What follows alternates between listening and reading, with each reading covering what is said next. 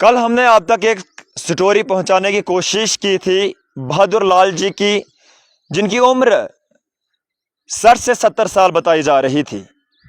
और उन्हें कहा था कि मुझ पे जो है मेरे ही भाई ने मुझ पे हमला किया। लेकिन कल हमने एक पक्ष आप तक पहुंचाने की कोशिश की। आज हम सुबह सुबह ही भलेसा के दूर दराज इलाके में कलामुल में मौजूद हैं और जिस शख्स पे इल्ज़ाम लगाए गए थे, आज हम उस शख्स के साथ बातचीत करने की कोशिश करेंगे और क्या कुछ वारदात हुई थी वो भी आप तक पहुंचाने की कोशिश करेंगे। बाल सिंह जी, जिस तरह आपने कल सोशल मीडिया प्लेटफॉर्म पे भी देखा होगा कि एक तरफ से आपके भाई ने आपके ऊपर इल्ज़ाम लगाया था कि हम ज़मींदारी के सिलसिले में गए हुए थे और मुझ पे जो है मेरे भाई ने कुल्हाड़ी से जो है हमला किया था। आप मुझे छोटे लफ्ज़ों में बताइए कि क्या कुछ मामला हुआ था।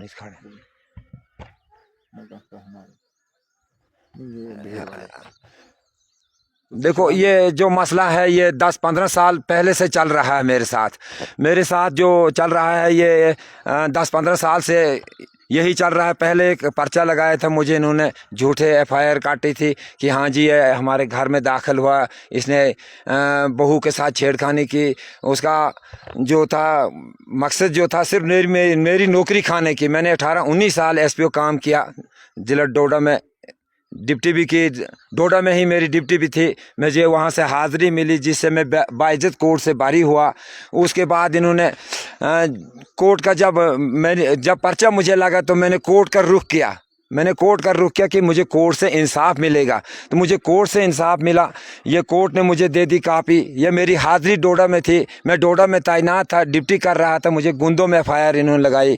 मेरा वकील बीमार रहा, नहीं तो मुझे गुंदों में ही ये केस खारिज हो जाना, क्योंकि घर के ही 10 आदमी इनके गवाह थे, घर के एक ही परिवार के। बासिक जी, आप बताइए मुझे कि कल की डेट में क्या वारदात पेश आई, कल की डेट में क्या कुछ झगड़ा पेश आया। कल की बात करें। कल की बात जो है ये है कि मैं माल के साथ था। मुझे एक भेड़ है, एक भेड़ू है, एक बछेरी है, गाय, तो मैं लेकर के अपने फाट में गया था। तो वहाँ अचानक मुझे ये एक पत्थर आया। तो मैंने सोचा यहाँ कोई मुसलमान भाई हैं, यहाँ छोटे छोटे बच्चे हैं, ये खेल रहे हैं, तो इन्होंने पत्थर डाला। मैंने मुसलमानी भाषा में उसको बोला कुसो छे चो शिड़ो कुसो छे। उसके बाद मुझे कोई वहाँ से जवाब नहीं मिला। तो मैं वापस आ गया। तो मैं अपना काम कर रहा था, घास उधर साफ कर रहा था, कूड़ा काड़ा। तो अचानक मुझे फिर कोई आधे घंटे के बाद आवाज़ मिली कि बाल सिंह जी, बाल सिंह ऊपर आ। तो मैंने कहा क्या? तो देखा तो मैंने बड़ा भाई मेरा वहाँ, मैंने कहा क्या? तो बोलते इधर आ। तो मैं चला गया उसके पास। जब चला गया तो मैंने देखा तो उसके पास एक बड़ी भारी बंगुड़ी थी।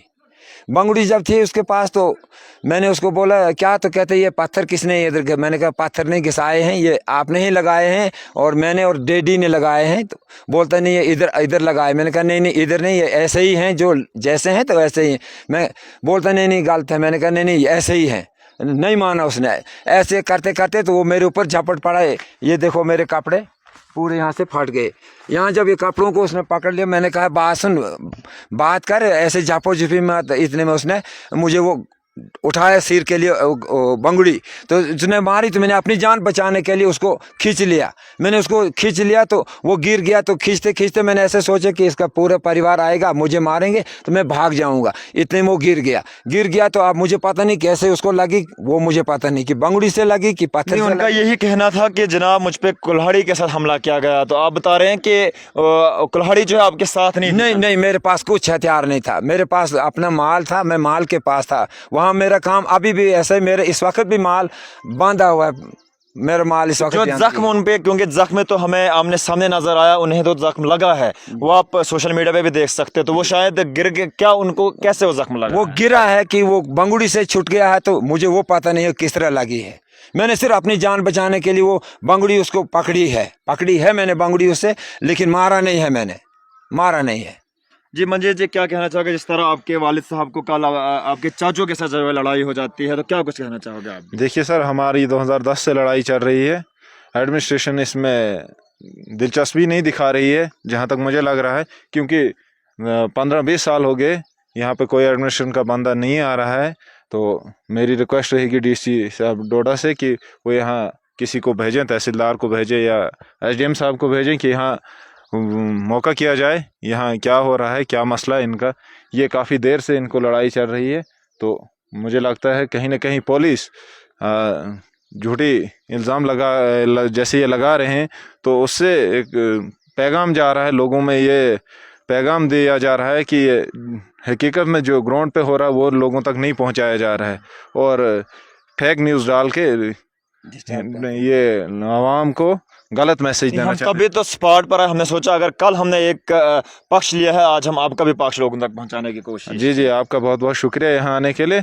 लेकिन मैं सचो गुंदो से एक रिक्वेस्ट करना चाहता हूँ कि पहले भी एक फेक पर्चा लगा है, मेरे पहले भी एक पर्चा लगा था, वो सरासर खिलाफ झूठा था।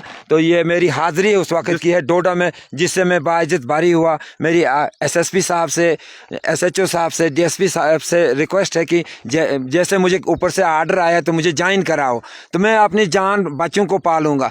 अगर ऐसा ही रहा तो फिर जिसने मुझे ये झूठा केस लगाया तो जनाब उसको भी फॉरएवर कर दो। वो उसको जायसी भी डाला था, वो ड्यूटी कर रहा था इधर एसपीओ, ये क्या बोलते हैं, मैंने क्या इसका नाम जी, मोहम्मद अब्बास डार के साथ। उसका भाई था मिलिटेंट। जब रिकॉर्ड चेक किया तो उसका वो मिलिटेंट निकला, तो उसको पकड़ के जायसी डाल दिया।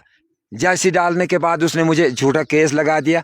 तो वो केस मुझे अब खारिज भी हो गया, मुझे कोर्ट से इंसाफ मिला। ये हाजिरी मेरी डोडा से आई है, डोडा में मिली मुझे ये हाजिरी। में डोडा में था उस वक्त, तो मुझे झूठा केस लगा था। मेरी यही रिक्वेस्ट है साहबों से कि जैसे मुझे फॉरएवर किया नौकरी से, ऐसे इसको भी निकाल दो, ताकि मैं भी सुकून से, या तो मुझे ज्वाइन कराओ या तो मुझे भी ज्वाइन ये कराओ। सूरत हाल है जनाब यहाँ की। जिस तरह इन्होंने कहा कि कल की अगर बात की जाए, झगड़ा तो ये 10-12 साल पहले से है, लेकिन कल की अगर बात की जाए, कल कहीं ना कहीं इनका यही कहना है कि जिम्मेदारी करने हम गए हुए थे। तो हमला की अगर बात की जाए, वो आपने खुद सुना कि इनकी ज़बानी की क्या कुछ हुआ था। फिलहाल हमारी यही कोशिश रहती है कि तमाम तर वो चीज़ें आप तक पहुंचाई जाए, हकीकत पे जो है बात की जाए, और हकीकत जो है आप लोगों तक पहुंचाई जाए। फिलहाल इंतजामिया से भी मेरी गुजारिश रहेगी, वो भी थोड़ा बहुत स्पॉट पर आएंगे। DC डोडा के बाद सचो गुंदो, तमाम तर एडमिनिस्ट्रेशन से गुजारिश रहेगी कि जनाब इन लोगों के बारे में थोड़ा बहुत देखा जाए। जिस तरह लोग सुबह उठ के जो है लड़ाई झगड़े कर रहे हैं, तो कहीं ना कहीं एक दिन बहुत बड़ा जो है यहाँ पर हमला देखने को मिलेगा। या तो DC डोडा से मेरी रिक्वेस्ट रहेगी कि वो हमारा इंतज़ाम करें। जिस तरह से हम 2010 से लेकर 2026 तक लड़ाई चल रही है, इसका कोई सरल आउटपुट नहीं निकल रहा है, तो DC डोडा को इसमें इंटरेस्ट देना चाहिए कि क्या मसला है, उसको ग्राउंड पे भेजना चाहिए किसी को, या तो हमारा इंतज़ाम किया जाए। जैसे नौकरी से निकाला गया है, अब ये चाहते हैं कि ज़मीन भी हमें दे दें और ये यहाँ से भाग जाएं। ये हालात है जनाब। इनका कहना है कि नौकरी भी हमारी जो है चली गई है।